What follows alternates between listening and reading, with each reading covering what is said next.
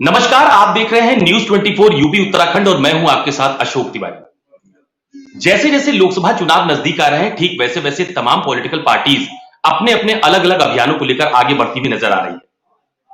अगर आप इधर पिछले कुछ महीनों के घटनाक्रम पर नजर डालिए तो जितने भी राजनीतिक दल उत्तर प्रदेश में चुनावी तैयारियों में जुटे हुए हैं, वो अलग अलग अभियान को लेकर के लोगों के बीच में दिखाई पड़ रहे हैं। बीजेपी ने अलग अलग समाज का सम्मेलन आयोजित किया, महिलाओं का सम्मेलन आयोजित किया और खासतौर पर जो नारी शक्ति वंदन अधिनियम बीजेपी की तरफ से पारित किया गया, उसके बाद से पूरे प्रदेश के हर जनपद में लगभग महिलाओं की तरफ से एक धन्यवाद सम्मेलन प्रधानमंत्री नरेंद्र मोदी के नाम आयोजित किया गया।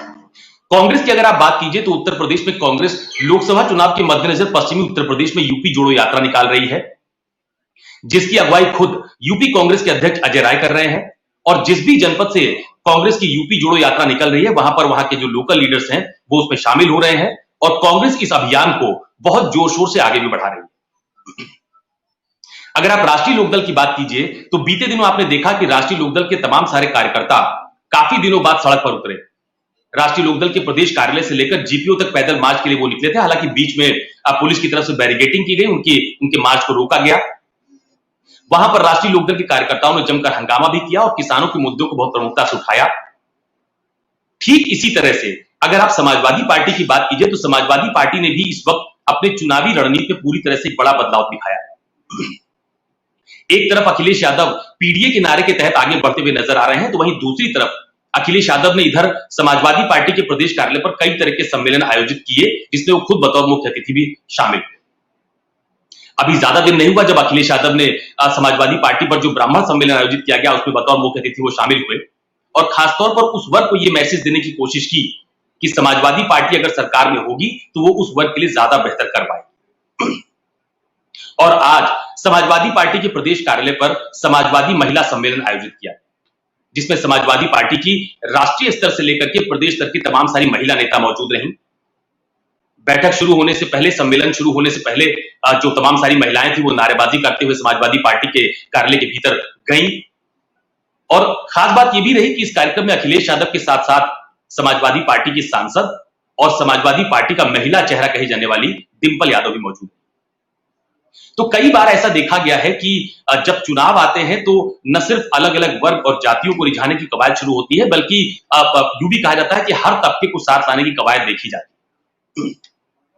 आज भी अखिलेश यादव ने सम्मेलन शुरू होने से पहले यह कहा कि 2024 में महिलाएं उन्हें जिताने का काम करेंगी, क्योंकि पीडीए का नारा बिना महिलाओं के पूरा नहीं हो सकता है। अखिलेश ने यूपी की सरकार पर एक बड़ा आरोप भी लगाया और यह कहा कि उत्तर प्रदेश में महिलाएं असुरक्षित हैं। और एक बड़ा वादा भी अखिलेश यादव की तरफ से किया गया कि जब समाजवादी पार्टी की सरकार होगी तो महिलाओं को 3000 रुपया पेंशन भी दिया जाएगा। तो ये एक बड़ा घटनाक्रम समूचे उत्तर प्रदेश में पिछले कई दिनों से देखने को मिल रहा है। लेकिन ये जो अलग अलग कवायद सभी राजनीतिक दलों की तरफ से की जा रही है, इसके क्या मायने हैं? जब इंडिया गठबंधन का मिशन एक है तो ये रास्ते अलग अलग क्यों दिखाई पड़ रहे हैं?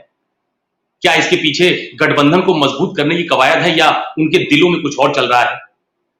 यानी 2024 के लिए इंडिया गठबंधन के दलों के दिलों में क्या चल रहा है, यह भी एक बड़ा सवाल खड़ा होता है।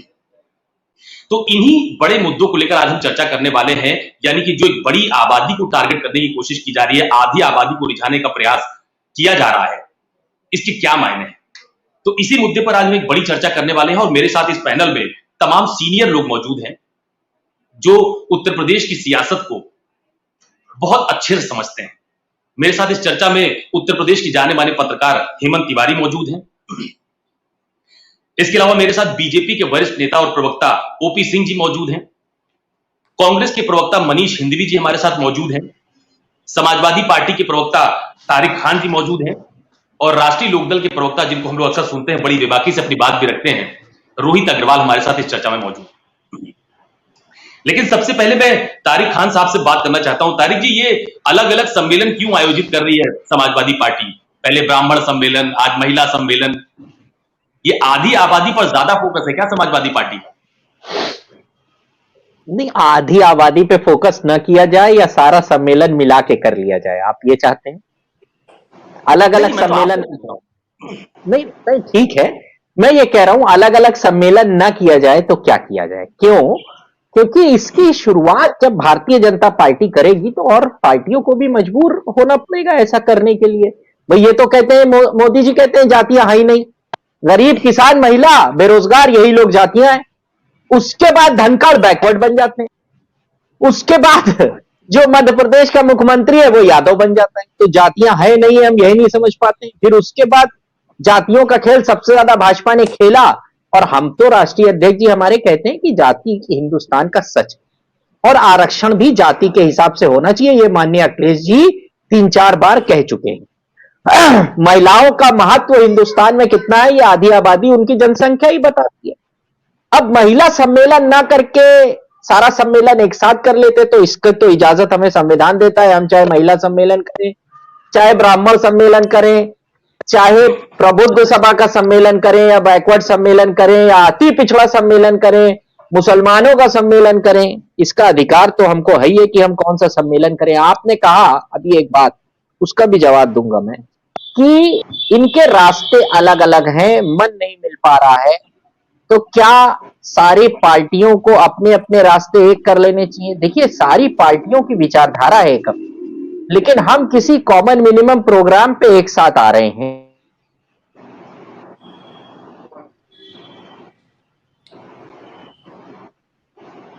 लगता है तारिक खान जी की आवाज हम तक नहीं पहुंच पा रही है, कुछ टेक्निकल प्रॉब्लम है। एग्रीड है, इसका मतलब क्या है कि हम अपने संगठन, हाँ आवाज मिल रही है क्या? जब मैं ये कह रहा हूं, हाँ आवाज आ रही है अब? बिल्कुल आ रही है, आप बात पूरी कीजिए। मेरी आवाज आ रही? मैं ये कह रहा हूं कि क्या जब ओपी राजभर साथ में आते हैं बीजेपी के, तो राजभर अपना संगठन भंग करके आते हैं? क्या जब अपनी ही पार्टी भंग कर दी गई थी 77 में भारतीय जनता पार्टी, तब कोई इस तरीके के सवाल नहीं पूछे गए? अनुप्रिया पटेल ने अपना संगठन भंग करके भाजपा के साथ आई है क्या? नहीं। मैं ये कहता हूं कि ये दोहरा चरित्र मुझे मीडिया का समझ में नहीं आता। जो सवाल हमसे पूछा जाए वही सवाल भाजपा से भी पूछा जाए एज इट इज, मेरा ये मानना है। हमारा दायित्व है कि हम उसका जवाब दें कि हमारे मन में क्या है। भाई हमारे मन में मैंने जवाब दे दिया कि हम कॉमन मिनिमम प्रोग्राम पे एक साथ हैं। यही सवाल तुरंत भाजपा से भी होना चाहिए कि आपके मन मिले या नहीं मिले। अभी आप रामविलास पासवान के लड़के को टिकट देंगे या चाचा को टिकट देंगे, ये बताइए। हाजीपुर सीट से बिहार में किसको लड़ाएंगे? क्या यह सवाल भाजपा से नहीं पूछना चाहिए कि मन मिला या नहीं मिला? हमसे पूछिए, हम जवाब देंगे, तुरंत जवाब देंगे। लेकिन एक सेकंड में यही सवाल जब उधर जाए तो उनको भी वो इसका जवाब कभी नहीं देंगे। वो हमारे ऊपर ही आरोप लगाएंगे। क्या दिल मिला? एआईडीएमके अभी छोड़ के गई, कौन जवाब देगा? 4 दिन पहले हिंदुस्तान का सबसे झूठा आदमी नरेंद्र मोदी और उत्तर प्रदेश का सबसे झूठा आदमी योगी ओम प्रकाश राजभर कह रहे, आज गले मिल लिए, बिल्कुल घनिष्ठ दोस्ती हो गई।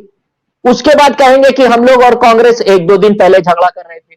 हिंदुस्तान की राजनीति इस बात की चिल्ला चिल्ला कर गवाही देती है कि 1967 में जब पहली बार गठबंधन की राजनीति शुरू हुई तो उसमें कोई भी पार्टी अछूती नहीं रही।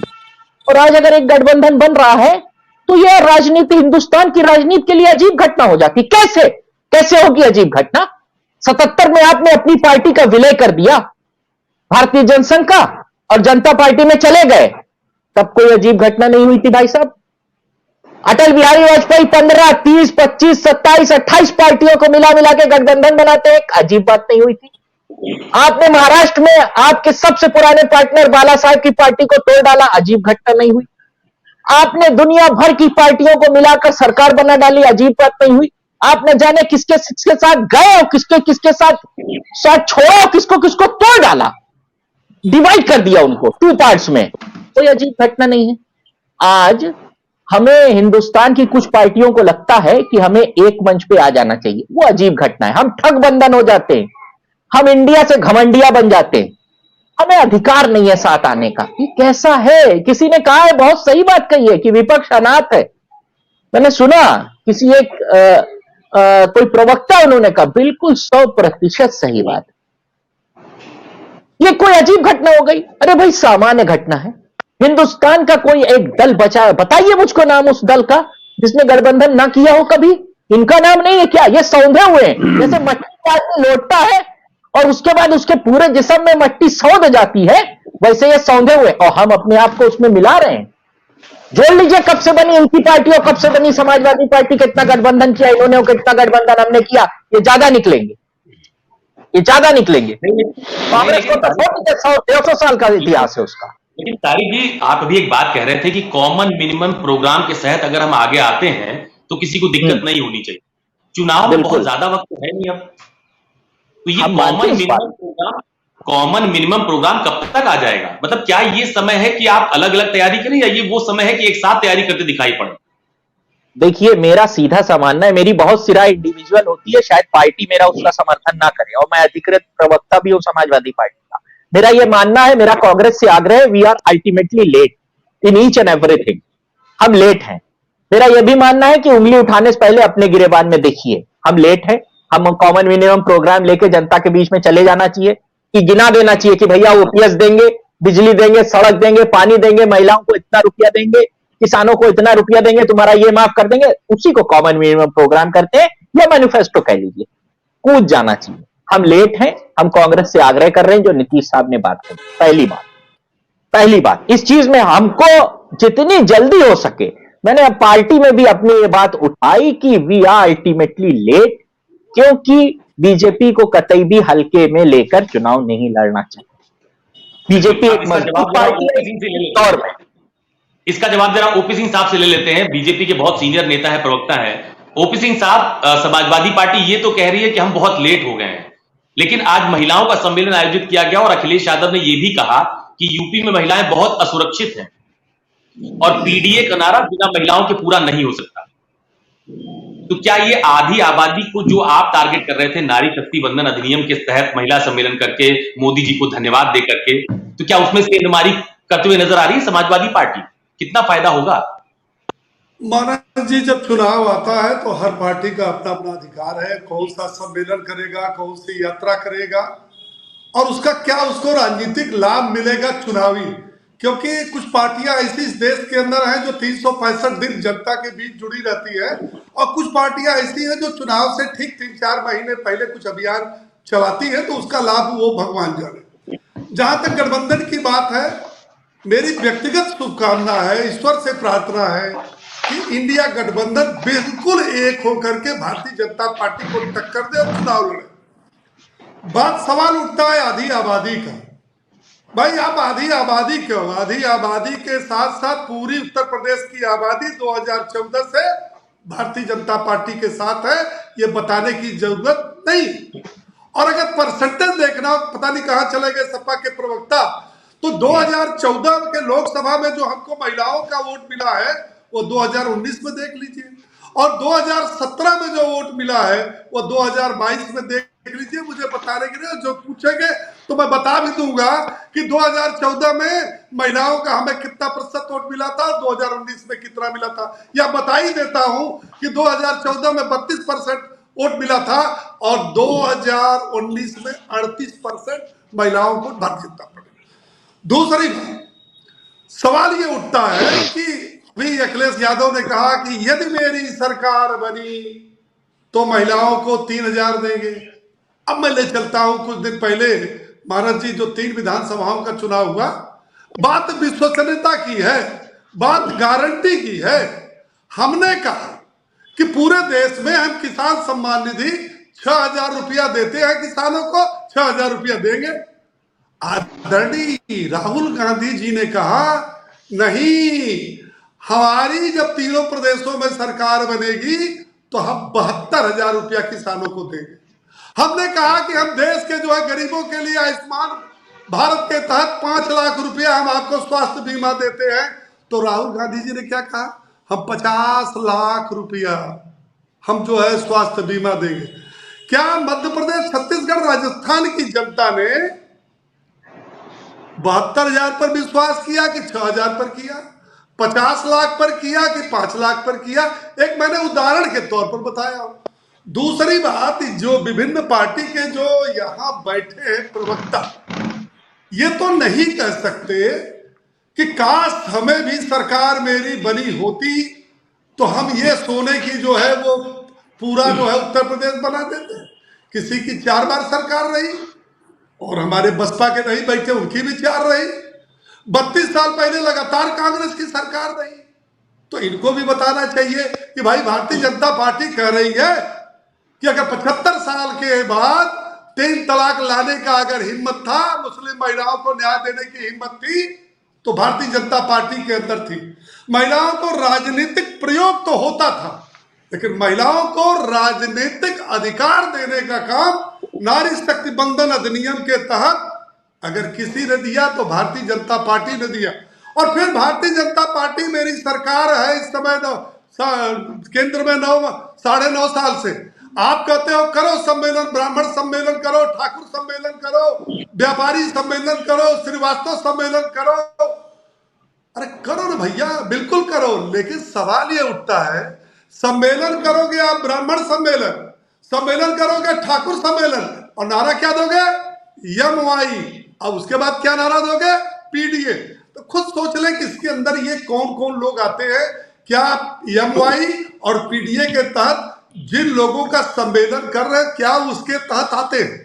दूसरी, अखिलेश यादव को भारतीय जनता पार्टी को एक बहुत टक्कर देनी चाहिए थी कि देखिए 9 साल से आप 9.5 साल से केंद्र में सरकार है, 6.5 साल से उत्तर प्रदेश में सरकार है, आपने महिलाओं के लिए कुछ नहीं किया। जो किया हमने किया, क्योंकि हमारे जमाने में महिला अपराध इतना बढ़ गया, बलात्कार की घटनाएं इतनी बढ़ गई, कानून व्यवस्था ऐसा ध्वस्त हो गया कि हम भी 2014 से लेकर ध्वस्त है और उठने का नाम नहीं ले रहे। आपने कहा महिला अपराध बढ़ रहा, हम कहते हैं मान लीजिए हम प्रवक्ता के नाते कुछ कह सकते हैं, लेकिन हमारे गुरु हैं, वरिष्ठ पत्रकार हैं, जिन्होंने जिंदगी भर पत्रकारिता किया है, महिला अपराध में नियंत्रण और महिला अपराधों में उनको न्याय दिलाने का काम, अपराधियों को सजा दिलाने का काम पूरे भारतवर्ष में उत्तर प्रदेश नंबर 1 पर। नंबर 2, महिलाओं के आप सशक्तिकरण की बात करते हो, हम डंके की चोट पर कहते हैं कि 6.5 साल में 6.5 लाख सरकारी नौकरी अगर हमने दी है हमारी सरकार ने, तो 1.5 लाख महिलाओं को दी है, और 60,000 पुलिस की भर्ती की प्रक्रिया चल रही है। सीधे सीधे आदेश है कि 20% किसको मिलेगा? महिलाओं के लिए आरक्षित है। हम महिलाओं के लिए ये कर, महिलाओं के बच्ची जब मां के गर्भ में आती है और मरने तक उसकी सारी व्यवस्था हमने किया है। जिन महिलाओं की बात करते थे मुलायम सिंह यादव कि हमें शर्म आती है जब हमारी बहनें जो है खेत में जाती है, उनको शौचालय किसने दिया? आवास किसने दिया? स्वामित्व का अधिकार किसने दिया? उज्ज्वला गैस किसने दिया? बिजली किसने दिया? स्वास्थ्य बीमा किसने दिया? सामूहिक विवाह की योजना के तक 3.5 लाख उत्तर प्रदेश में हमने शादी कराई, किसकी कराई? बीए तक हम निःशुल्क उनको पढ़वा रहे हैं, कौन पढ़वाया? बात करने से कोई विश्वास नहीं होता। सवाल यह है कि जब जनता की अदालत में मानस जी जाओगे तो विकास की गारंटी पर पहले कसे जाओगे। और रही बात इंडिया गठबंधन की, मेरा कोई कमेंट नहीं है। 2022 से मैं डिबेट पर लगातार सुन रहा हूं। जो कोई चुनाव होता है, हमारे विपक्षी नेता कहते हैं कि ये तो 2024 का सेमीफाइनल है, 2022 का चुनाव हुआ वो भी सेमीफाइनल हो गया, फिर नगर निगम का और नगर निकाय का चुनाव हुआ वो भी सेमीफाइनल हो गया। बोले अब की अब तो तबकी देखो, 3 प्रदेशों में आप देखिए, छल कपट देखिए, 3 प्रदेशों में चुनाव हुआ। क्या बोले आपके डिबेट पर? आप याद करिए महाराज जी, हमारा इंडिया गठबंधन जीतेगा, भारतीय जनता पार्टी हारेगी। और कर क्या रहे थे? कर क्या रहे थे? सब एक दूसरे को घेर रहे थे। बहन मायावती, केजरीवाल और अखिलेश भैया तो पीडीए वाले 71 सीटों का चयन किया, जहां 0.5% वोट मिला। सारी की सारी जमानत, मतलब न बसपा की जमानत बची, न आपकी पार्टी की जमानत बची, न तो समाजवादी पार्टी की जमानत बची। और कहते क्या है? इंडिया गठबंधन। और सुनिए, इंडिया गठबंधन में अखिलेश यादव जी का बयान बहुत सशक्त, मैं आदर करता हूं अखिलेश यादव का, कि उत्तर प्रदेश में सीटों को बंटवारे का फार्मूला मेरे पास है, तो जिसको हम देंगे उसको मिलेगा। तो क्या देगा? एक सेकंड, ओपीसी की 8 मिनट एक ओपी सिंह जी मिनट। दोबारा आपके पास आऊंगा। मैं मनीष हिंदवी जी के पास जा रहा हूँ, हमारे काफी देर गुरु से कुछ पूछ रहा है, गुरु हमारे कुछ पूछ रहा है, गुरु जी पूछ रहे हैं। मैं हिम्मत भी मैं आपके पास बोलिए। आऊंगा। मैं एक मिनट मैं सभी लोगों को करेक्ट कर दूं, कंफ्यूजन ना हो। आज एंकर मानस श्रीवास्तव नहीं, अशोक तिवारी जी हैं। ओपी सिंह जी खास तौर से आपके लिए। ओ ये जो अशोक जी, हमारा ठीक है, ठीक है। करेक्ट है। सारी चलिए, सारी सारी सारी नहीं, कोई बात देखिए नहीं, कोई इसी बात नहीं, को, ओपी सिंह जी। अशोक जी देखिए, इसी को कहा जाता है गुरु। गुरु हमारे हैं, हमारे साथ रहे हैं, तो गुरु गुरु होता है शिष्य के गलती को तुरंत कैच कर ले। तो मेरा ये बिल्कुल ठीक कहना बात है। है अशोक जी कि 2024 का जो चुनाव होने वाला है, वह जब जनता के बीच में हम जाएंगे तो मुद्दा लेकर के जाएंगे। मैं विपक्ष का मुद्दा बता देता हूं और अपना मुद्दा बता देता हूं, फिर इसके बाद समय चाहे जिसको दो। विपक्ष का ओपी मुद्दा सिंह जी, क्या है? ओपी सिंह जी, मैं जरा मनीष हिंदवी जी के पास जा रहा हूँ। आपने अपनी जो बात कही है, इसका अरे जवाब एक आना चीज भी बोल लो, जरूरी है। एक मुद्दा भी बोल के जा रहा हूं अशोक जी, प्लीज। नहीं, मैं दोबारा मुद्दा तो सुन बताइए, लीजिए जिस बोलिए। पर चुनाव रहा। इंडिया गठबंधन का मुद्दा क्या है?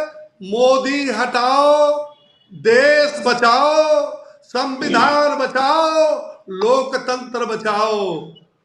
और मोदी जी का नारा क्या है? भारतीय जनता पार्टी का नारा एक ही है कि देश को मजबूत करो, गरीबों को मजबूत करो। और ये पहली सरकार है जो बिना किसी जाति धर्म भेदभाव क्षेत्र का, आप सारी सरकारों को उठा के देखिए और डिबेट चला लीजिए एक दिन अशोक जी, कि आप ये देखिए किसने जो है कितना क्या किया है। हमारी जो योजनाएं हैं केंद्र प्रदेश सरकार की, न तो एमवाई, न तो पीडीए, न तो सैफई, न तो वो सबके लिए बराबर की योजनाएं चल रही हैं। इस कोई माई का लाल नहीं कह सकता कि हमारी योजनाओं में भेदभाव हुआ है। और हम उसी योजनाओं के बल पर, क्या मतलब, विकास विकास, उन्हीं योजनाओं को लेकर के हम 29 प्रदेशों का चुनाव जीते हैं और उन्हीं योजनाओं को लेकर के फिर 2024 के मैदान में हम आने वाले हैं, जहां हमारे चलिए, ठीक है। खिलाफ सीधे मनीष हिंदवी जी के पास चल रहा है। बहुत दिन से और ये आपकी सब बात तो लड़े। सुन भी रहे हैं और लगातार मुस्कुरा भी रहे हैं। तो मनीष जी, मुझे ये बताइए कि ये समाजवादी पार्टी महिला सम्मेलन आयोजित कर रही है और कांग्रेस से ये भी कह रही है कि कांग्रेस को अब सामने आना चाहिए कॉमन मिनिमम प्रोग्राम के साथ। तो कुछ कमी मुझे लगता है अभी भी बनी हुई है, क्योंकि समय बहुत कम है। मनीष जी, पहले मैं बड़े भाई ओपी सिंह की बातों को थोड़ा सा जवाब 1-2 मिनट में दे दूंगा। एक तो मैं बधाई बिल्कुल दूंगा, अपनी बात बाद में कहिएगा, पहले हमारा बोलिए। एक तो मैं पहले बधाई दूंगा आदरणीय मोदी जी को कि जिस कॉन्फिडेंस के साथ वो बड़े बड़े जुमले और झूठ बोलते हैं, जैसे लाल किले की प्राचीर से भी कई बार उन्होंने झूठ बोल दिया, वही कॉन्फिडेंस अब हमारे भाइयों में भी आ गया है नीचे तक। मतलब बोलते समय रुकना ही नहीं है, एकदम बस बोले रहना है, जो आ जाए, विकास और ये और वो। एक खाली एक लाइन में बताता हूं, अभी centre for monitoring of Indian economy का डेटा आया दिसंबर का। उसने बताया कि नवंबर में जो अनएम्प्लॉयमेंट की यानी बेरोजगारी की दर है वो 9.2 है। हाल फिलहाल का डेटा है, बाकी तो बहुत सारी बातें हैं कहने के लिए। मुझे लगता है आपकी पूरी डिबेट उसमें निकल जाएगी। जो आपने सवाल किया वो बहुत गंभीर है कि अखिलेश जी महिला सम्मेलन कर रहे हैं, तो बात यह है कि हर पार्टी, जैसे अखिलेश जी महिला सम्मेलन कर रहे हैं, भाजपा अपने काम कर रही है, अपने ट्रेनिंग कर रही है, अपने बूथ पर तैयारी कर रही है। हम यूपी जोड़ो यात्रा निकाल रहे हैं, लगातार 20 तारीख से सहारनपुर से यात्रा चल चुकी है और आज रामपुर में है। तो जिले पर हम लोग लोकल लेवल पर लोगों को कनेक्ट कर रहे हैं। वहां के जो कल परसों मुरादाबाद में यात्रा थी, मैं वहां पर था, हुजूम था लोगों का, वहां कांग्रेस के जो सारे कार्यकर्ता थे, प्लस इसके अलावा बहुत सारी जनता थी जो साथ चल रही थी। तो हर पार्टी अपना काम कर रही है, हम अपना काम कर रहे हैं, समाजवादी पार्टी अपना काम कर रही है और आदरणीय ओपी सिंह जी की पार्टी अपना काम कर रही है, रोहित भाई की पार्टी उनका काम कर रही है। आपने जो महत्वपूर्ण सवाल पूछा कि अब लेट हो रहा है, समाजवादी पार्टी के भाई कह रहे हैं कि कांग्रेस को सामने आना चाहिए। हम बिल्कुल सामने, हम पीछे कहां हैं। लेकिन जब गठबंधन हम बनाते हैं तो कांग्रेस के सामने आने और समाजवादी पार्टी के पीछे रहने, या समाजवादी पार्टी के सामने आने और हमारे पीछे रहने से, या नीतीश जी के आगे पीछे रहने से काम नहीं चलता है। हम सब लोगों को जो फैसला लेना है वो मिलकर लेना है। और इस बात को समझिए कि जब 28 दल मिलते हैं और मिलने का एक कॉमन मिनिमम प्रोग्राम है कि इस देश को, ओपी सिंह जी ने बहुत सही कहा इस देश में संविधान बदलने वाले लोगों को हटाना है, जो जिसकी मानसिकता में है। इस देश में जो लोग ईडी, सीबीआई, आईटी का दुरुपयोग कर रहे हैं, जिन्होंने संवैधानिक संस्थाओं को एकदम जीरो कर दिया है, जो इलेक्शन कमीशन के पावर्स को कम कर देना चाहते हैं। अभी इन्होंने एक बिल पेश किया जिसमें ये चाहते थे कि इलेक्शन कमिश्नर के जो सुप्रीम कोर्ट के जज के बराबर का उनका स्टेचर है उसको कम करके सचिव के बराबर ले आवे। तो इनकी तो मंशा में है कि संवैधानिक संस्थाओं को खत्म कर दें, इनकी मंशा में है कि उनका दुरुपयोग करें। ईडी का जिस तरीके से दुरुपयोग अभी 3 स्टेट के चुनाव में हुआ, जिस दिन नॉमिनेशन हो रहा है उस दिन वो उस प्रत्याशी के घर पे खड़ी है। तो जिस तरीके का दुरुपयोग ये कर रहे हैं, एकदम ठीक बात है, ओपी सिंह जी एकदम ठीक कह रहे हैं। हमें मोदी जैसे व्यक्ति को जो एकदम तानाशाही पर उतारू है उन्हें हटाना है, एकदम गलत नहीं कह रहे हैं। और इसके लिए सबको मिलजुल कर सब लोग सामने आए हैं। सवाल गंभीर है कि 28 दल मिले हैं, उनका एक कॉमन मिनिमम प्रोग्राम, तो कॉमन मिनिमम प्रोग्राम पूरे देश के सामने है अशोक जी, वो छुपा हुआ है ही नहीं है। वो तो हम रोज कह रहे हैं, हर मीटिंग में कह रहे हैं, हर समय कह रहे हैं कि अगर देश रहेगा तो सब रहेंगे, संस्थाएं अपना काम ईमानदारी से करेंगी तो देश तरक्की भी करेगा। लेकिन संस्थाएं जब राजनीतिक पार्टियों के टूल के रूप में काम करेंगी तो देश चौपट हो जाएगा, लोकतंत्र खत्म हो जाएगा। तो कॉमन मिनिमम प्रोग्राम सबके सामने है, वो छुपा नहीं है। हाँ, सीट शेयरिंग की बात जहां तक आती है कि किस सीट से कौन लड़ेगा, तो अशोक जी आप भी मानेंगे कि ये इतना आसान नहीं है। कोई भी पार्टी पूरे के पूरे देश में काम करती है, पूरे पूरे स्टेट्स में काम, समाजवादी पार्टी और कांग्रेस की बात यूपी में कर ले और आरएलडी की बात कर ले, तो जो संगठन है वो पूरे यूपी में है, लड़ने वाले लोग पूरे यूपी में है। चाहे हम अपनी बात करें, चाहे समाजवादी पार्टी की बात करें, उनका वजूद थोड़ा ज्यादा है, उसका यूपी में मेरा थोड़ा कम हो, लेकिन संगठन तो है ना। उसके बीच में सीट तय कर लेना इतना आसान नहीं होता है, ये थोड़ा मुश्किल काम है। हाँ, लेकिन मैं तारिक जी की इस बात से सहमत हूं कि लेट हो रहा है, इस पर और जल्दी काम होना चाहिए। तो मुझे लगता है कि जो ऊपर बैठे हुए लोग हैं जो इस बात का निर्णय ले सकते हैं, वो हमारे और तारिक भाई के हाथ में नहीं है, लेकिन ऊपर बैठे हुए जो लोग हैं जिन्हें इस बात का फैसला लेना है, मुझे लगता है वो भी इस बात को समझ रहे होंगे और बहुत जल्द इन मसलों पर कोई ना कोई राय सामने आ जाएगी। बिल्कुल, रोहित अग्रवाल जी के पास चलता हूं। रोहित जी, मुझे लगता है रोहित जी किसी से बात कर रहे हैं। नहीं मैं आ गया। रोहित जी, हाँ, मेरा सवाल आपसे वही है जो बात अभी तारिक खान साहब ने उठाई। बड़ा सवाल उन्होंने उठाया है कि अब सबको सामने आना चाहिए कॉमन मिनिमम प्रोग्राम के तहत, और वही बात मनीष हिंदवी जी भी कह रहे हैं। तो ये बीजेपी आयु एनडीए का मुकाबला आप कैसे करेंगे जब सब आप सभी लोग अलग अलग दिशाओं में काम करते हुए नजर आएंगे? क्योंकि ऊपर अगर कोई बड़ा गठजोड़ हो रहा है तो उसका मैसेज नीचे भी जाना चाहिए। नारी शक्ति बंधन अधिनियम के तहत अभी ओपी सिंह ने कहा कि एक बड़ा अधिनियम सरकार लाई और निचले स्तर का मैसेज गया। समाजवादी पार्टी महिला सम्मेलन अलग से कर रही है, आप किसानों के मुद्दे पर अलग पैदल मार्च कर रहे हैं, तो ये कैसे एका का मैसेज जाएगा नीचे तक? देखिए अशोक जी, एका का मैसेज कैसे जाएगा ये तो हमारे नेता बैठ के डिसाइड कर लेंगे।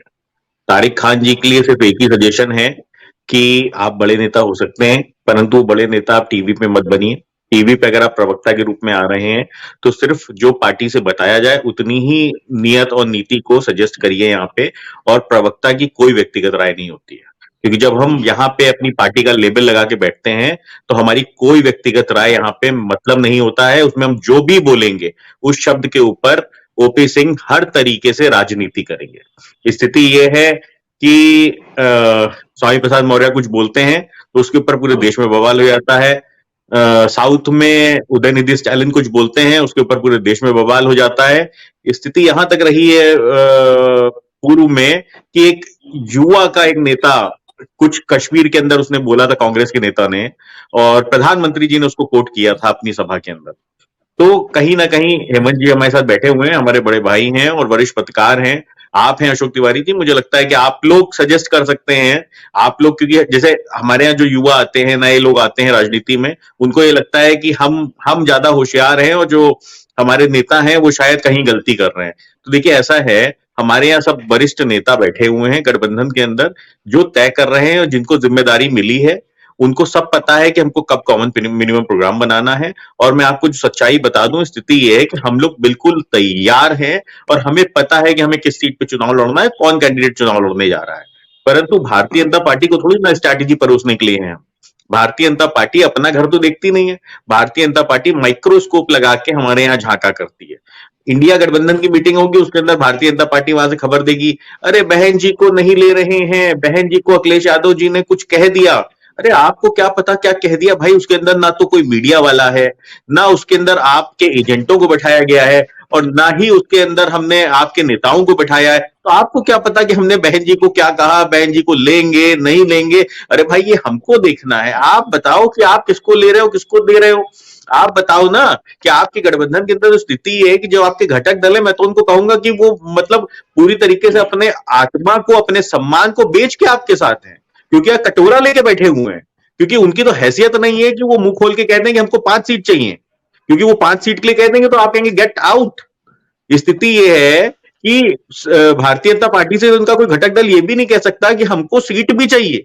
ये तो कटोरा लेके बैठे हैं भारतीय जनता पार्टी वाले, जो डाल देंगे घटक दलों को वो समेटेंगे और निकल लेंगे। तो देखिए हमारे यहाँ तो ऐसा नहीं होता, हमारे यहाँ तो लोकतांत्रिक व्यवस्था है। हम तो तय करते हैं कि भाई हमको इतनी सीटें चाहिए, बातचीत करेंगे। तो वो अलग अलग तरीके की खबरें आप जो दीवार के पीछे से कान लगा के सुनते हो, उसमें आधी खबर आप तक पहुंचती है, आधी खबर आप तक पहुंचती नहीं है। यहाँ पे आके डिबेट पे आप आके उल्टी सीधी उठपटांग बातें करके और माहौल बनाने की आप कोशिश करते हो। दुर्भाग्यपूर्ण ये है, कुछ अपने आप को जो मीडिया कहते हैं, मैं उनको मीडिया नहीं कहता, मैं नहीं मानता कि वो मीडिया है। वो बिके हुए कुछ चंद लोग आजकल टीवी चैनल खोल के चला रहे हैं, जो कहीं ना कहीं किसी व्यक्तिगत पार्टी की विचारधारा को परोसने का काम करते हैं। इससे ज्यादा वो कुछ करते नहीं है। बाकी ओपी सिंह यहाँ बैठ के अपना नट्टी फाड़ रहे थे, मैं तो समझ नहीं पता ये फाड़ते क्यों अपनी नट्टी, बिना मतलब फाड़ते हैं। भाई अंत में चुनाव अगर भारतीय जनता पार्टी जीत भी गई तो वहां से दिल्ली से एक मैसेज आएगा, मैं अकेला जीत के आ गया। अरे तो ये ओपीसी की जरूरत क्यों है यहाँ पे नट्टी फाड़ने के लिए? भाई देखिए राजनीति जो होता है वो टीम वर्क होता है। हम यहाँ पे बैठ के अपनी बात कह रहे हैं, हम अपनी पार्टी की तरफ से अपना पक्ष रख रहे हैं, तो वो कहीं ना कहीं मैसेज जा रहा है जनता के बीच में, क्योंकि हम जो भी शब्द कहते हैं उसका हर शब्द का मतलब निकाला जा सकता है, क्योंकि हम अधिकृत तौर पे अपनी पार्टी का पक्ष रख रहे हैं, हर मंच पे हम पक्ष रख रहे हैं, हम अपनी पार्टी के नेता हैं। तो हमारे शब्दों से ही हमारी पार्टी की विचारधारा को माना जाता है, हमारे पार्टी के संस्कारों को माना जाता है, क्योंकि जो प्रेजेंट हम कर रहे हैं। तो वैसे ही हर लेवल पे एक नेता होता है, एक बूथ पे लेवल पे नेता होता है, एक जिले लेवल पे नेता होता है, एक प्रदेश लेवल पे नेता होता है, एक देश लेवल पे नेता होता है। सबका जो जॉइंट कंट्रीब्यूशन होता है, उससे आप चुनाव जीतते हैं, उससे आप सरकार बनाते हैं। पर भारतीय जनता पार्टी में क्या कल्चर है आपने देखा ना, 5 राज्यों में चुनाव के होने के बाद जब 3 राज्यों में जीते तो क्या क्या मैसेज गया, मैं अकेला। तो जब जहां पे एक व्यक्ति के ही कहने से पूरी पार्टी जीत रही हो, तो वहां पे ओपी सिंह पता नहीं क्यों अपनी नट्टी फाड़ने चले आते हैं। ओपी सिंह जी का दर्द व्यक्तिगत टीवी के पीछे ओपी सिंह खुद आपको बता देंगे।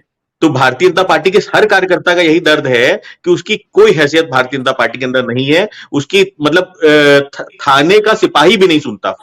अगर ओपी सिंह किसी के मोटरसाइकिल छुड़वा के दिखा दें थाने से, तो मैं मान लूंगा कि ये सत्ता के नेता हैं। तो देखिए स्थिति ये है कि इस तरीके से अलोकतांत्रिक तरीके से सरकारें नहीं चलती हैं।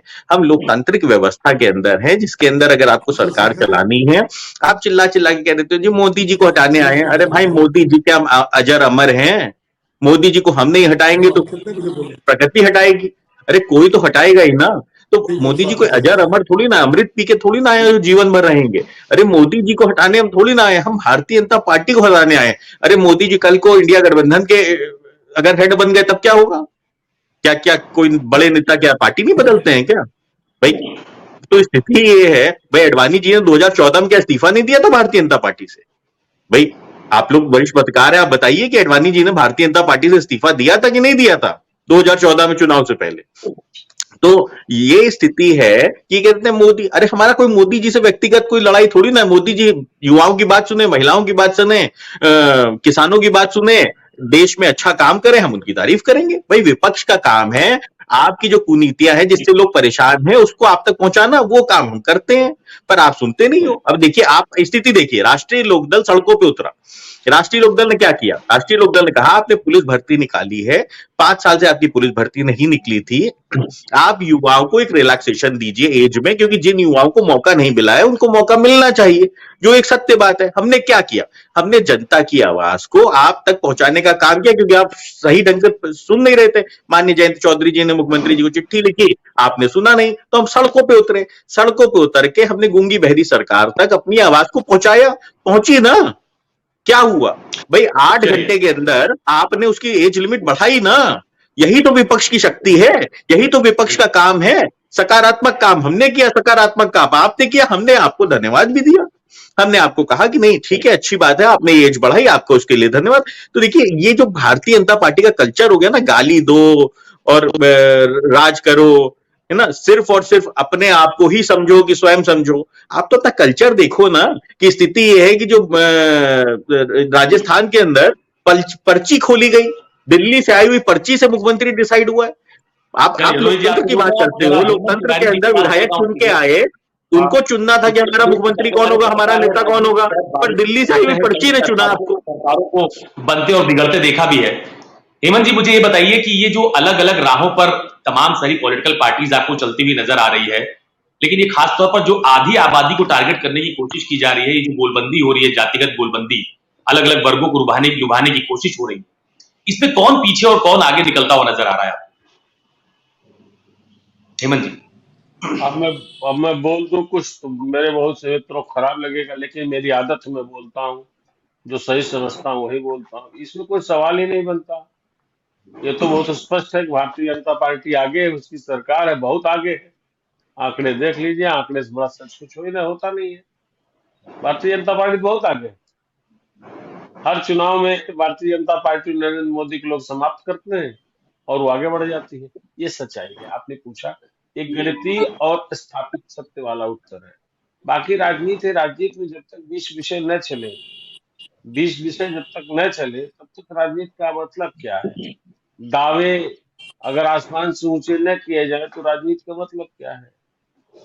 जो लोग खुद नैतिकता तोड़ते हैं, वो सबसे बड़ी बात नैतिकता की करते हैं। और सही है, लोकतंत्र में आवश्यक है कि जो राजा है, यानी जो सत्ता संचालन कर रहा है, राजा मैंने सांकेतिक तौर पर कहा, जो सत्ता संचालन कर रहा है और उसके बारे में उसकी गलतियों को सामने रखे अपोजिशन।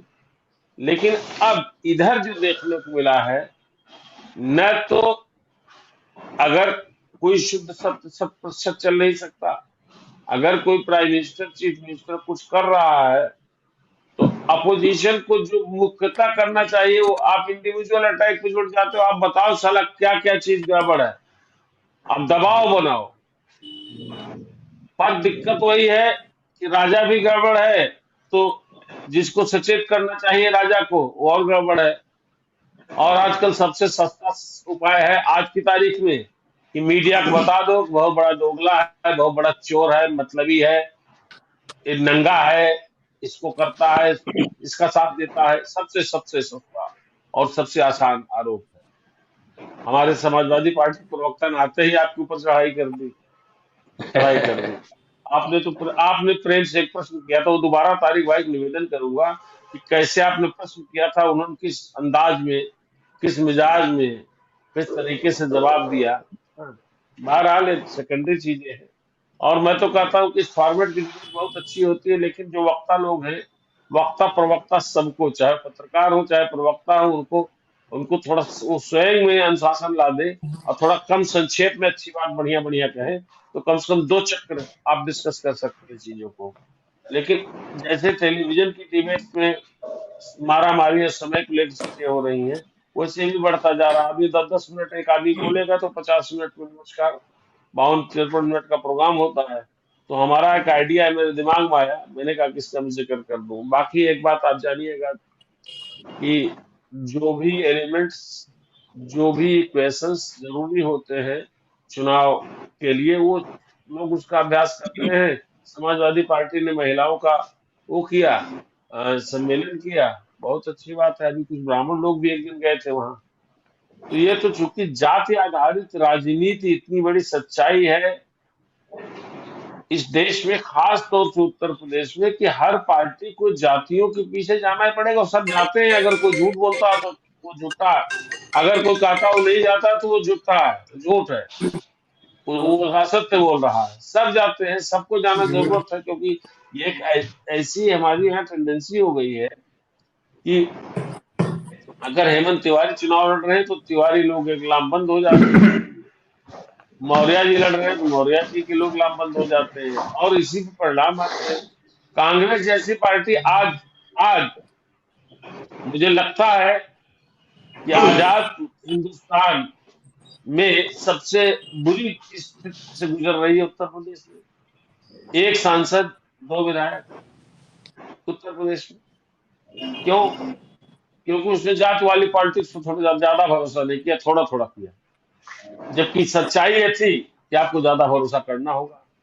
क्षेत्रीय 17-5 कहां से कहां पहुंच गए उत्तर प्रदेश में, जाति आधारित राजनीति पर। तो साहब ऐसा है कि जातीय सम्मेलन करना महिलाओं से, हालांकि बात सही है, इसको हम पैनल में बैठे सारे लोग जानते हैं, पूरी दुनिया जानती है कि महिलाओं का समाजवादी पार्टी के प्रति बहुत ज्यादा आकर्षण नहीं रहा है। आप इसको आप जो वोटिंग पैटर्न है उससे भी देख सकते हैं। तो अगर नहीं रहा है तो स्वाभाविक रूप से आदमी कोशिश करेगा कि महिलाओं के लिए अच्छे प्रोग्राम चलाए, अच्छी बातें करे, इस तरह के कार्यक्रम आयोजित करे। मुझे कुछ नया इस पॉलिटिक्स में नहीं लग रहा है, लेकिन इतना जानिए कि 2024 की लड़ाई बड़ी अहम लड़ाई है। ये हम लोग आपस में बात करते हैं, और अभी भी मेरा मानना, मैं फिर कह रहा हूँ कि मैं जिस भी दृष्टि से देख रहा हूँ, हो सकता है मुझे कोई भाई भाजपा प्रवक्ता कह दे, मुझे कोई दिक्कत नहीं, बहुत लोग कहते हैं, लेकिन अभी भी आज की स्थिति में अगर स्वतंत्र पर्यवेक्षण या प्रेक्षण या निष्कर्ष की बात हो तो अपोजिशन बहुत सी चीजों में बहुत पीछे है। अभी इसको बहुत गंभीरता से सोचना होगा। अभी वो बुनियादी चीजें नहीं तय कर पाए। भारतीय जनता पार्टी अपनी एक एक कमी को रेक्टिफाई करने की कोशिशों में महीनों से लगी है साहब, और यही उसके फंक्शनिंग की स्टाइल है कि जिसके नाते 2014 से लेकर के आज तक के परिणाम देख लीजिए। ये तो छोड़िए, जिन पंचायती राज से जुड़ी व्यवस्था के चुनाव में भारतीय जनता पार्टी कहीं स्टैंड नहीं करती थी, आज वहां सबसे ऊपर है। जिन नगरीय निकाय के चुनाव में भारतीय जनता पार्टी बहुत ज्यादा आगे नहीं रहती थी, आज वहां टॉप पे है। तो सवाल यह है कि 1 दिन में, 2 दिन में, 4 दिन में सम्मेलन करके आप कुछ नहीं प्राप्त कर सकते। आप नियोजित तरीके से अपनी पूरी तैयारी करें, आप जनता के बीच में रहे, आपकी संख्या भले कम हो लेकिन आप इश्यूज उठाते रहे, जनता पर उसका प्रभाव पड़ता है। ये 1 दिन और 5 दिन और 3 दिन में थोड़ी चीजें होती है। यही बात मैं कह रहा था, यही बात मैं भी कह रहा था। मैं 1 मिनट क्लोज कर देता हूँ। खाली एक बात अशोक, मेरा भी कुछ ज्यादा हो रहा था, बताइए। खाली एक बात कह रहा हूँ कि अगर हमने 38 साल 39 साल कठिन श्रम से समय की मांग की दृष्टि से काम किया है, तो संभव है कि हम आज किसी अच्छी पोजीशन में हो सकते हैं। लेकिन 4 दिन में अनियमित तरीके से, मतलब रेगुलर तरीके से नहीं, हाँ, अगर आप कोई काम करना चाहते हो तो हमको कहाँ पा सकते हैं। और दुर्भाग्य खाली क्या है कि जो अपोजिशन मोदी को स्वेच्छाचारी और डिक्टेटर कहता है, उसका मौका कौन दे रहा है? उसका मौका तो अपोजिशन दे रहा है। अपोजिशन क्यों नहीं रोकता भाजपा को? अपोजिशन क्यों नहीं रोकता मोदी को? 2014 से तो रोक रहा है मोदी को। कहीं 0 सीट, कहीं 1 सीट, कहीं 2-2 बार हार, कहीं 4-4 बार। तो कहां आप स्टैंड कर पाओगे? आप खाली बोल सकते हो, आप क्या कर सकते हैं? जनता जिसके भीतर इस बात की प्रत्याशा है, जो सोचती है जनता की तब्दीली होनी चाहिए, उसके साथ आप क्या कर रहे हो? आप उसके साथ आप उसको पकड़ नहीं पा रहे हो। कमी आपकी है, अपनी कमी सुधारिए, फिर मोदी को हराइए और फिर मोदी घटाइए। जी बिल्कुल हेमंत जी, अब मैं तारिक खान साहब के पास जा रहा हूँ। तारिक जी, अशोक जी, मैं एक बात जोड़ना चाहूंगा। अशोक जी, मैं एक बात जोड़ना चाहूंगा क्योंकि आपका टॉपिक बहुत अच्छा है, क्योंकि आपका टॉपिक आज बहुत अच्छा है। 1 मिनट तारिक भाई, रुक जाओ भाई, है ना। तो देखिए, आज आपका टॉपिक बहुत अच्छा, मुझे लगता है कि अच्छा मौका है मेरे लिए जोड़ने का कि हमारे देश का दुर्भाग्य है कि हमारे देश का जो महिला वोटर है, वो शायद उसकी करीब 80% महिला वोटरों की अपनी आवाज नहीं होती है। जो वोट वो करती हैं, वो शायद या तो उनके पति की आवाज होती है, या उनके पिता की आवाज होती है, उनके भाई की आवाज होती है। ये हमारे देश का दुर्भाग्य है। इसके ऊपर काम करने की जरूरत है, इसके ऊपर काम करने की जरूरत है। देखिए, ये भारतीय जनता पार्टी वाले ना, भारतीय जनता पार्टी वाले बिल्कुल बिना सर, मतलब आप तो पत्रकार रहे ओपी सिंह जी, कम से कम आपको तो नहीं इसके ऊपर उठना चाहिए। अगर महिला सशक्तिकरण की हम बात कर रहे हैं, अपने पति के और उसके परिवार के इशारे पर चलती है, यही आप महिलाओं का सम्मान कर रहे हैं। ये सच्चाई है ओपी सिंह जी, सच्चाई है। नहीं, हम महिलाओं को सम्मान करते हैं, इसीलिए हम कह रहे हैं कि महिला सशक्तिकरण करने की जरूरत है।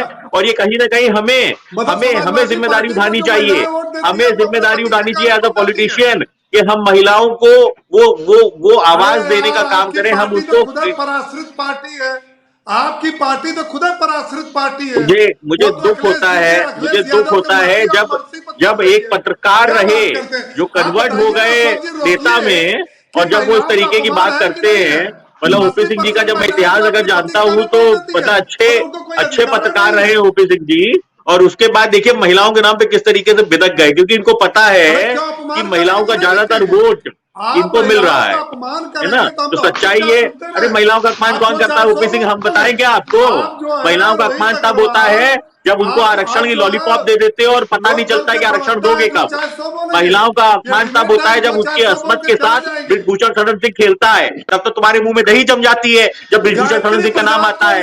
हमारे देश की महिला रेसलर बेटियों को जब न्याय दिलाने की बारी आती है तब तुम्हारे मुंह में दही जम जाती है ना ओपी सिंह जी। तब तो तुम्हारे मुंह से आवाज नहीं निकलती है। क्या मुंह से आवाज निकल जाए तुम्हारे एक बार के ऊपर? आखिरकार इंडिया गठबंधन के जो दल है उनके दिलों में क्या चल रहा है, क्यों अलग अलग इस तरह के सम्मेलन आयोजित किए जा रहे हैं, और खासतौर पर जो ये आधी आबादी को फोकस किया जा रहा है सभी दलों की तरफ से, इसका किसको कितना फायदा नुकसान आप देख रहे हैं? अभी आपने एक बड़ी बात कही कि हम लोग लेट हो गए हैं, इंडिया गठबंधन के अलायंस को एक साथ आ जाना चाहिए था। तो ये दिलों में क्या चल रहा है लोग? देखिए अशोक भाई, ऐसा है कि दिल में सिर्फ ये चल रहा है कि किस तरीके से जो भारत की एक विकास की जो पटरी पे भारत होना चाहिए वो उतरा हुआ है, उसको वापस लौटा के लेके आया जाए, यही मुख्य एक लक्ष्य है। दो बातें सिर्फ कहूंगा। एक तो हेमंत साहब बहुत वरिष्ठ पत्रकार हैं, उनकी सभी लोग इज्जत करते हैं और उनका अधिकार है कुछ भी कहना। उन्होंने कहा कि जो नब्ज है विपक्ष के लोगों को कि जो बीजेपी के अगेंस्ट जाना चाहते हैं, हम उनको पकड़ नहीं पा रहे हैं।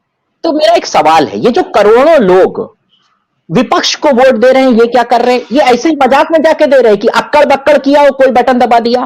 करोड़ों लोगों ने अभी अगेंस्ट बीजेपी वोट दिया, और जो निकल के आया तीनों राज्यों में वोट का परसेंटेज वो 8-9 लाख बीजेपी से ज्यादा था, लेकिन सत्ता बीजेपी को मिली, उनको मुबारकबाद। तो वो लोग क्या अक्कड़ बक्कड़ करके वोट दे रहे थे? ABCD या कोई भी आंख बंद करके गए, कोई भी बटन दबा दिया? ये एक सवाल है उनसे। दूसरी बात मैं कहना चाहता हूं, आलोचना सॉरी, अगर मुझसे सवाल है तुरंत 1 सेकंड में जवाब ले लीजिए। इसके जिम्मेदार आप हैं, ये है, तीनों लोग बैठे हैं, क्योंकि आप तीनों एक नहीं हो रहे हैं। आप तीनों एक हो गए तो जो वोट परसेंट ज्यादा है फिर आप मोदी हटा देंगे। तो इसको आप सुधारिए ना, खुद सुधारिए, अपनी सुधारिए ना। सही, अच्छा सुझाव है आपका। दूसरी बात, माना आपकी बात, मान रहा हूं आपकी। दूसरी बात, आलोचना, कमियां और सुझाव, मेरा यह मानना है और मेरी पार्टी का भी मानना है कि उसको विनम्रता से सुनना चाहिए, विनम्रता से। अगर हेमंत साहब कोई सुझाव दे रहे हैं तो उसको विनम्रता से सुनना चाहिए। अगर कोई मेरी कमियां बता रहा है कि नहीं मेरे अंदर यह कमी है, तो मेरी आदत रही है और मेरी पार्टी ने भी यही सिखाया है कि उसको प्यार से सुन के एब्जॉर्व कर लो, उस पर रिएक्ट नहीं करना है। रिएक्ट सिर्फ एक चीज पे करना है, जनता की आवाज बनने के लिए। 110 विधायक विधानसभा में जनता ने सिर्फ एक काम के लिए भेजा है कि भारतीय जनता पार्टी की छाती पे चढ़कर पूछना है कि योगी आदित्यनाथ ने कहा था 6 मार्च को योगी आदित्यनाथ ने कहा था कि 2 करोड़ नौकरियां हम दे देंगे 3 साल के अंदर। ये 6 मार्च को इन्होंने कहा है 2 करोड़ नौकरियां हम जनरेट करेंगे। इसका मतलब हो गया 18,536 नौकरियां पर डे। क्या जनरेट हो रही है? 5.5 लाख जॉब्स पर मंथ क्या जनरेट हो रही हैं? ये योगी आदित्यनाथ के कथन है, लेकिन ये तो भूल गए, ये मैटर ऑफ डिस्कशन ही नहीं है। और योगी ने ये खाली मजाक में कह दिया था ऐसे ही।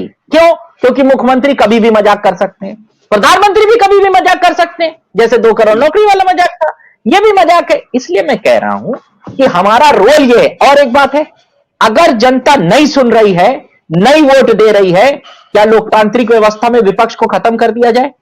बार बार यह सवाल उठाया जाता है कि आपको तो रिजेक्ट किया जा रहा है। अरे 1951 में श्यामा प्रसाद मुखर्जी ने कौन सी पार्टी बनाई थी जब 3 सीट जीते थे आप? रिजेक्ट नहीं हुए थे। दूसरे चुनाव में 6 सीट जीते थे, रिजेक्ट नहीं हुए थे। तीसरे चुनाव में 14 सीट जीते थे, रिजेक्ट नहीं हुए थे। ये रिजेक्शन नहीं था, ये एक्सेप्टेंस थी। ये भी रिजेक्शन है, ये भी रिजेक्शन है। उसके बाद 80 में दूसरी पार्टी बनाया, रिजेक्शन नहीं हुआ क्या? रिजेक्शन नहीं हुआ। मैं कह रहा हूं कुछ भी कहने से पहले, कुछ भी अपनी तरफ पहले देखना चाहिए कि हमारे साथ क्या बीता है, क्या गुजरा है, हम किन किन किन राजनीतिक उतार चढ़ाव, पहाड़, नदी, नाला फान फान के आए हैं।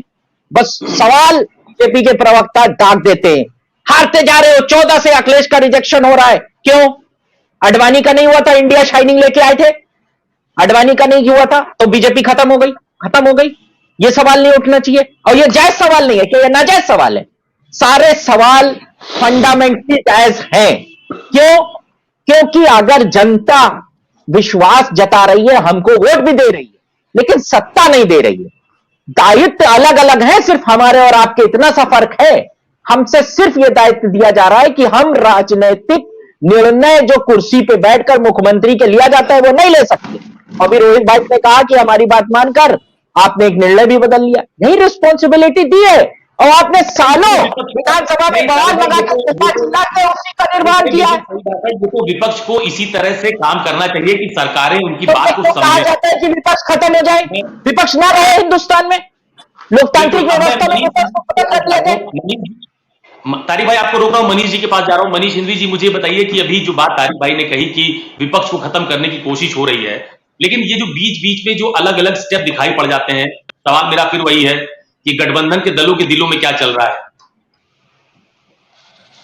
नहीं, गठबंधन के दिलों में जो चल रहा है वो मैंने आपसे स्पष्ट बताया, और बिना किसी लाग लपेट के, कि गठबंधन के दिल में बहुत स्पष्ट चल रहा है कि ये जो सत्ता के नाम पर तानाशाही चल रही है, ये जो विपक्ष को, या जो डिसेंटिंग वॉइस है, जैसे अगर आप अभी चैनल पर बैठकर कुछ भी सवाल उठाना शुरू कर दिए, या भाजपा को लगे, या मोदी जी को लगे, या योगी जी को लगे कि उनके खिलाफ है, तो आपके घर बुलडोजर खड़े हो जाएंगे, आपके घर ईडी आ जाएगी, सीबीआई आ जाएगी। इसी शहर में जहां हम लोग बैठे हैं, यहाँ कुछ पत्रकारों पर आईटी के छापे पड़े हैं, इसलिए क्योंकि उनकी डिसेंटिंग वॉइस थी। वो गलत नहीं कह रहे थे, डिसेंट, वो सवाल पूछ रहे थे। तो सवाल पूछना जहां गुनाह हो जाए, जिस देश में सच कहना गुनाह हो जाए। आपको याद है वो लड़की बेंगलोर वाली जो दिशा रवि थी, 21 साल की लड़की को उठा लाए थे दिल्ली, और यूएपीए लगा दिया था उसके ऊपर, जिसको बाद में कोर्ट ने छोड़ा, कि उसने टूल किट बना लिया था, देशद्रोह में उसको उठा लाए थे। 21 साल की लड़की थी, उसका पूरा जीवन खराब कर दिया इन लोगों ने, सिर्फ इसलिए कि साहब डिसेंटिंग वॉइसेस नहीं चाहिए। तो हमारा सिर्फ ये कहना है कि बड़े मुश्किल से, बड़े लंबी लड़ाई के बाद हम इस दिशा में पहुंचे कि जब हमने एक देश बनाया, हमने उस देश में डेमोक्रेसी, लोकतंत्र को लाए, हम उस लोकतंत्र को बचाए रखा हमने 70 साल, तो अब क्यों जाने दे। तो ये लड़ाई उस लोकतंत्र के लिए है। आज कांग्रेस के 138 वर्ष पूरे हुए, और 138 वर्ष लड़ते और संघर्ष में बीते हैं कि कुछ भी ना रहे, मेरे पास सत्ता रहे ना रहे, लेकिन लोकतंत्र बचा रहे। तो इस लोकतंत्र को बचाने की लड़ाई है, और यही कॉमन मिनिमम प्रोग्राम है गठबंधन का। हाँ, ठीक है कि गठबंधन को बैठकर चीजों को फाइनल कर देना चाहिए, और मैंने कहा, जैसा कि मैंने कहा कि चूंकि जो ऊपर लोग बैठे हुए हैं वो इस बात को लेकर गंभीर हैं, वो बात कर रहे हैं। और मैं फिर कहता हूं, हम लोकतंत्र की खूबसूरती इसमें मानते हैं अशोक जी, कि जहां पर मतभेद बने रहे, हो सकता है हम साथ बैठे कुछ बातों पर हम ना मन मिले, ठीक तो है, ये कहां लिखा हुआ है कि हम सारी बातों में एक साथ सहमत होंगे, कुछ तो असहमति होगी। यही तो खूबसूरती है इस लोकतंत्र की, कि सहमति और असहमति साथ साथ चलेगी। तो आप असहमति को इतने खराब नजरिए से क्यों देखते हैं, इतने गुस्से से क्यों देखते हैं? हम आप साथ बैठे हैं, हम हेमंत जी साथ बैठे, हेमंत जी हमारे बड़े हैं, मैं बड़ी आदर से उनके साथ असहमत हो जाऊंगा, ठीक है, ये मेरा अधिकार है। तो उस अधिकार को बने रहने दीजिए, और ये ऐसे ही ये लोकतंत्र चलता है। बहुत जल्द हम अपनी पूरी रणनीति के साथ सबके सामने होंगे। बिल्कुल। ओपी सिंह जी, ये मनीष हिंदवी जी ने बड़ी अच्छी बात कही कि भाई एक साथ बैठे हुए लेकिन बातों पर असहमत हो सकते हैं, लेकिन अभी जो बात तारिक खान कह रहे थे कि आप लगातार ये परसेप्शन बनाने की कोशिश कर रहे हैं कि 17 हार गए, 22 हार गए, 19 हार गए, तो लगातार जो विपक्ष है उसको जनता रिजेक्ट कर रही है, तो आप इस तरह का माहौल बनाने की कोशिश कर रहे हैं क्या, ओपी सिंह जी? अशोक जी, हमने विपक्ष को नहीं हराया, और न तो हम जीते। जनता ने उनको जिसको जहां पहुंचाना था पहुंचा दिया, और हमें जहां पहुंचाना था जनता ने पहुंचा दिया। देखिए बार बार डिबेट में कांग्रेस धरातल में जो ही है, पहुंचाएगी जनता चाहे कि आपको, बड़े धरातल नेता में। हो, भारतीय एक जनता सेकंड पार्टी में बड़े 24 में नेता धरातल में पचास जाएगी। छोटे नेता। हम्म, हाँ ठीक ठीक ठीक, हम्म। बहुत बहुत शुभकामनाएं आपकी। बहुत अशोक जी, मैं ये कह रहा हूं कि जो कांग्रेस के मनीष भाई ने कहा, उन्होंने कहा कि भारतीय जनता पार्टी उन्होंने एक उन्होंने तानाशाह नहीं, मनीष पार्टी है। भाई ने कहा, उसके आगे और बताओ भारतीय किसने जनता कहा। पार्टी, यही तो प्रॉब्लम है अरे कि भाई आप इन्होंने समाजवादी पार्टी कहा, के किसने साथ कहा रह पता करके नहीं। रोहित अग्रवाल कान एकत्रित बजते होकर हैं, के आपने दिमाग बजता है। अमर्यादित विपक्ष को प्रवक्ता बिल्कुल हो आपने वो समझ आप, रखा अपने है को बहुत कि काबिल कुछ भी समझते हो, बोलोगे और विपक्ष आप बीच सुनता में बोलते रहेगा। हो, ये अच्छी आप बात जो बोलो नहीं सब है। सत्य है, आप चुप हम जो रहो, बोले सब पहले गलत है। सुनो। अरे हमारे बीच में बोले थे ना, तब नहीं समझ में आ रहा था जब हमारे बीच में बोल रहे थे, किचिर किचिर कर रहे थे हमारे बीच में, तब नहीं समझ में आ रहा था कि हमारी भी बारी आएगी। अपनी ही दवा का स्वाद नहीं चख पा रहे हो। अरे हमारे बीच में बोले थे, अपनी दवा का स्वाद नहीं चख पा रहे हो। ऐसा है, ऐसे प्लेटफॉर्म बहुत कम मिलते हैं जहां पे सत्य बात हो सकती है। आप एक ऐसे गुंडों प्लेटफॉर्म बहुत माफिया कम मिलते वाली हैं, पार्टी के परंतु पार्टनर हो, आप कूद बस गए। इतने हैं क्यों? आपकी क्योंकि आपको तो राजनीति यहाँ भी और करनी थी। औकात में हो 14 से। आपने ओपी रा सिंह जी रहे को कल अपनी बात पश्चिम पूरी कर में, लेंगे। क्या रोहित जी हुआ? सबने एक एक बार बोला, पश्चिम उनकी में बात भी हरा पूरी रहे तरह थे, से आ जाए। शांत रहो। ओपी सिंह जी बात अशोक पूरी जी कीजिए रोकिए, अपनी आप। डिबेट ऐसे नहीं चलता। नहीं मैंने नहीं, आप अपनी अशोक बात जी फिर ये पूरी कैसे कीजिए। कहा, चलता है? भारतीय जनता पार्टी ऐसे बताएगी वैसे चलेगा क्या? अरे विपक्ष की मैं आवाज ओपी सिंह दबा जी मैं दोगे? डिस्टर्ब करना नहीं जानता नहीं, हूँ। कैसे चलेगा? रोहित भारतीय अग्रवाल जनता पार्टी ऐसे मैं भी बताएगी वैसे बोलना चलेगा? चाहता हूँ। विपक्ष आप की चुप आवाज रहो, दबा दोगे आपको क्या? कुछ आता जाता नहीं है, केवल अमर्यादित ओपी मेरे रूप तो से सिंह जी बोलते भैया हो। आपको आता आप है, अपने को आपको तो आता होता तो भारतीय जनता पार्टी थोड़ी ना ज्वाइन करते, ओपी सिंह जी, आप अपनी पत्रकारिता बात करते कीजिए। रहते। रोहित जी जब जब कुछ ओपी नहीं सिंह जी आता को था अपनी इसीलिए बात तो अरे पूरी भाजपा आप करने ज्वाइन दीजिए। किए चुप हो। पड़े रहो। जब सबकी कुछ बात नहीं समझ आता था आएगी। इसीलिए तो भारतीय अखिलेश जनता यादव पार्टी के ज्वाइन किए हो। टुकड़ों पर पल कुछ आता गया होता तो था पत्रकारिता हीरा। करते थे, लिखते कुछ अखिलेश अच्छा यादव के जो ओपी सिंह जी जनता आप टुकड़ों आपकी पढ़ती बात उसको। कहिए। पर पल परंतु गई है, इसीलिए तो भारतीय हम जनता पल पार्टी ज्वाइन की हो, अशोक जी क्योंकि अब पल कुछ गए। नहीं आता था। भारतीय जनता रोहित पार्टी जी की आपको दलाली रोक रहा करते हूँ। थे, अब आके भारतीय जनता पार्टी ज्वाइन कर ली। रोहित जी आपको रोक रहा हूँ। ओपी सिंह जी को बात पूरी कर लेने दीजिए। ओपी सिंह जी अपनी बात कहिए। हाँ, मैंने ये कहा कि जो आरोप लगाते हैं, मैं एक उदाहरण देता हूं। सत्ता में जब आदमी रहता है तब पता चलता है कौन तानाशाह है और कौन लोकतंत्र की हत्या किया है। इंडिया गठबंधन की सबसे बड़ी राष्ट्रीय पार्टी कांग्रेस पार्टी इस देश में 75 साल में 58 साल शासन रहा है और उस तानाशाह पार्टी ने बार बार लोकतंत्र की हत्या किया है। देश की आजादी में 60 साल जो इनकी सरकारें ने, एक रिकॉर्ड बताता हूं अशोक जी, नेहरू जी ने चुनी हुई लोकतांत्रिक 7 राज्यों को, रिकॉर्ड तोड़ इंदिरा जी ने 50 राज्यों को, राजीव गांधी ने 7 राज्यों को, और कठपुतली सरकार मनमोहन सिंह ने चुनी हुई इस देश के कुल 74 राज्यों को इन्होंने भंग किया है। ये है इनकी तानाशाही।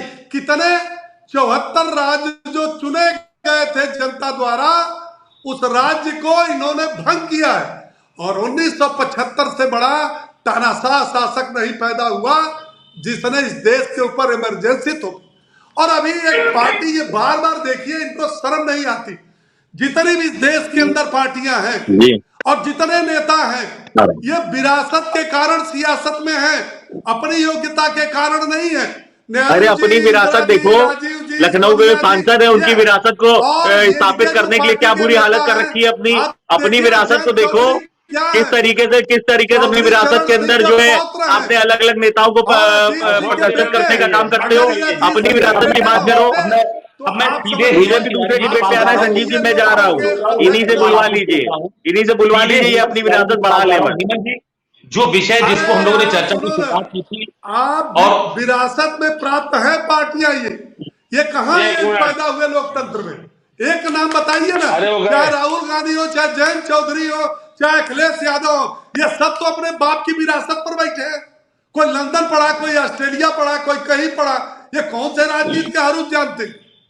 ये है विरासत। और सुनिए, भारतीय जनता पार्टी है, अभी कह रहे थे पर्ची से निकाला 3 प्रदेशों में भजन लाल शर्मा, मोहन यादव, विष्णुदेव सहाय जैसे लोग हो सकते हैं मुख्यमंत्री। ये भारतीय जनता पार्टी, बस इनके यहाँ कौन मुख्यमंत्री होगा? मुलायम गए तो अखिलेश केंद्र में जाएंगे तो डिम्पल, वहां गई तो सोनिया गई तो राहुल गए तो प्रियंका। बसपा में देखिए आकाश आनंद पहले तैयार है, टीएमसी में देखिए शरद पवार को देखिए, शिवसेना में देखिए। अरे कौन पार्टी बची है? ये सारी की सारी पार्टियां परिवारवादी पार्टियां।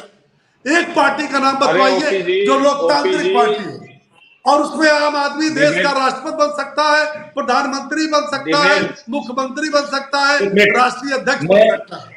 ये मैं कैसे? अरे मैं ये डिबेट का समय पूरा हो गया। मैं मनीष हिंदवी जी के पास जा रहा हूं, कुछ रिस्पॉन्ड करना चाह रहे हैं। मनीष जी जल्दी से अपनी बात कह दीजिए, मेरे पास समय की कमी है, बस फिर मैं सीधे 2 हेमंत मिनट तिवारी के पास। में आदरणीय ओपी सिंह जी बड़े भाई हैं, बहुत वरिष्ठ हैं, उनको इस तरह की बातें नहीं करनी चाहिए। अभी 10 साल मनमोहन सिंह जी जो गांधी परिवार से नहीं है, वो इस देश के प्रधानमंत्री रहे हैं। हमारे तमाम राज्यों में तमाम ऐसे लोग मुख्यमंत्री रहे हैं जो बहुत ही हम्बल बैकग्राउंड से उठकर वहां तक पहुंचे हैं।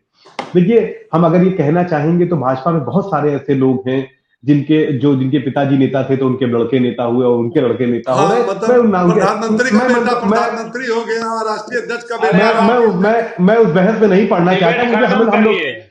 हम लोगों को मुद्दों पर बात करनी चाहिए और मुद्दों के साथ ये देखना चाहिए कि कुछ बातों को बात करने का औचित्य नहीं है। जब आप एक उंगली हमारी तरफ उठाएंगे तो 3 आपकी तरफ होगी।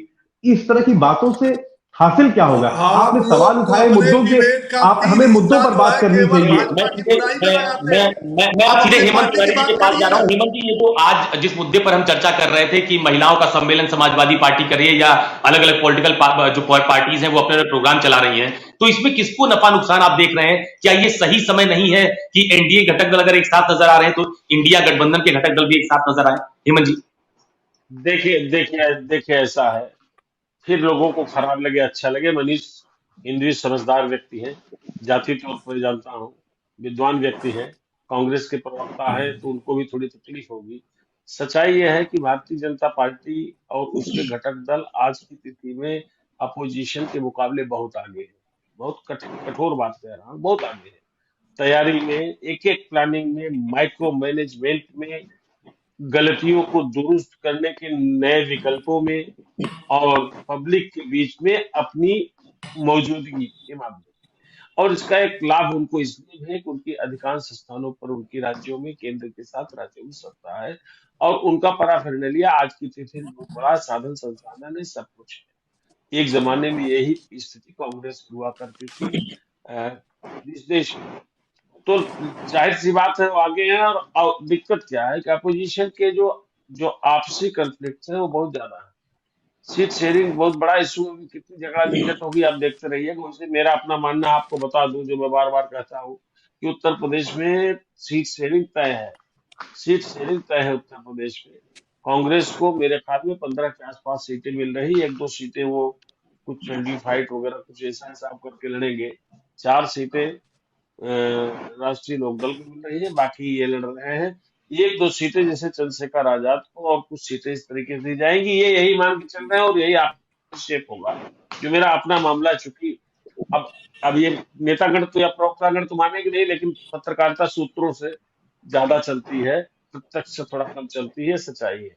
तो असल बात यह है, सम्मेलन उम्मेलन सब करने चीजें तय है। और ये भी सत्य है कि कांग्रेस के प्रति संभव है कि दिलचस्पी महिलाओं की रहती है। अभी महिलाओं को लगता है कांग्रेस क्यों नहीं सत्ता, लेकिन समाजवादी पार्टी ओटी के प्रति खाली उनकी जातियां उनको सपोर्ट करती है, उनकी महिलाएं उस पार्टी से सपोर्ट करती है। महिला इस सब महिला उनके साथ नहीं है। दूसरे एक निवेदन में कहता हूँ, कितनी अच्छी डिबेट है जब से शुरू हुई है।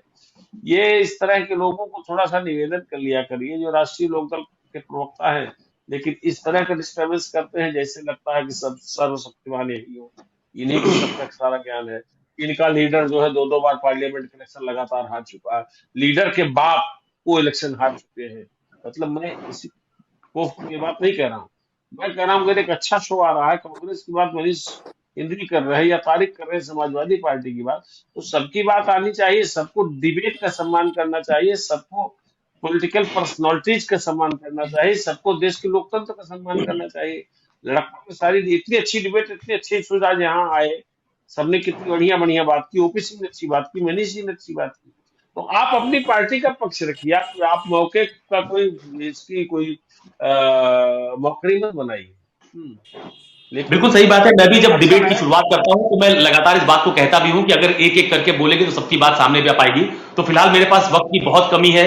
हेमंत तिवारी जी आपका बहुत धन्यवाद, मनीष हिंदवी जी आपका बहुत धन्यवाद, ओपी सिंह जी आपका बहुत धन्यवाद, मेरे साथ तारिक खान जुड़े थे उनका भी बहुत धन्यवाद, और रोहित अग्रवाल राष्ट्रीय लोकदल के प्रवक्ता मेरे साथ जुड़े थे उनका भी बहुत धन्यवाद। तो आज हम चर्चा कर रहे थे कि उत्तर प्रदेश में ये जो सम्मेलनों का एक दौर उत्तर प्रदेश में चला रहे हैं सभी राजनीतिक दल अलग अलग तौर पर, उसका किसको कितना नफा नुकसान हो सकता है।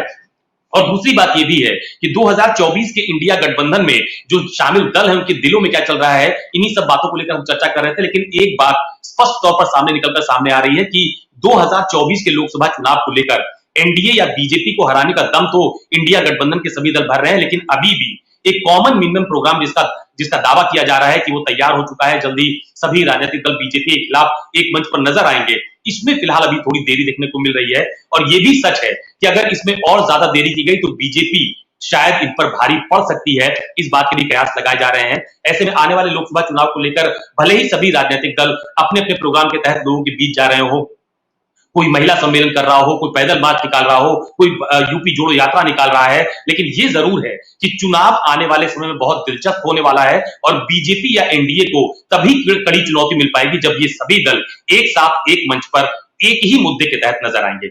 आज के लिए मेरे साथ फिलहाल इतना ही, कल किसी और मुद्दे के साथ आपके सामने हाजिर होऊंगा, तब तक के लिए नमस्कार।